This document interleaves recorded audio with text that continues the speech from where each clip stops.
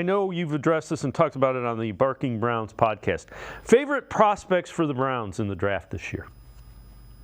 Well, number one for me is Jatavian Sanders, the tight end from Texas. And I know some people look at the athletic testing and say, hey, he's billed as a really great athlete, and that's why you should go get him. And then his athletic testing, when it came to the vertical jumps and things like that, was just okay.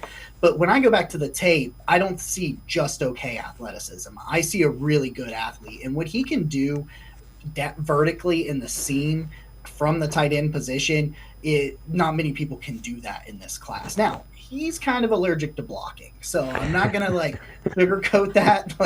It's not gonna be David Njoku out there blocking. I won't lie to you guys. I won't do that. But David Njoku was allergic to blocking when he came into the NFL as well, and now you talk about him as one of the better blocking tight ends in football. So there's not much at the tight end position, but if you find even more ways to stretch the field vertically and open things underneath for guys like Amari Cooper and Elijah Moore, Jerry Jeudy, even David Njoku, I will never have an issue with taking athletes that can stretch the field vertically, and Jatavian Sanders can do that.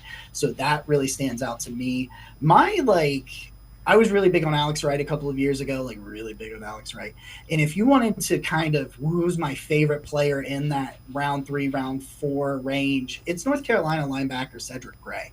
I really like the athlete that he is on tape as well. He's just real rangy. I get it. The last 3 years combined, he's missed 47 tackles. But in that time frame, he's also had 360 tackles. So, 3 straight years over 100.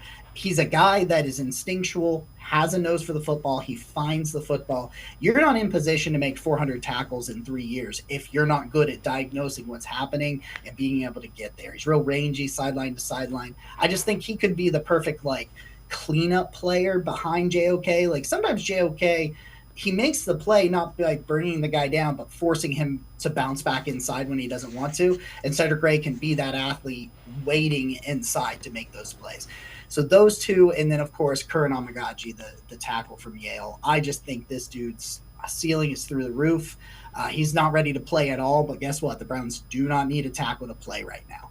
And he could take Jed's spot if Jed doesn't work out, or you could knock him into guard, and he could be the future at left guard. But those three are my favorite players for Cleveland in this class. I like Corley. Corley, I think, gives them something that they don't have. And I think, I like Sanders. I like what I see with Sanders.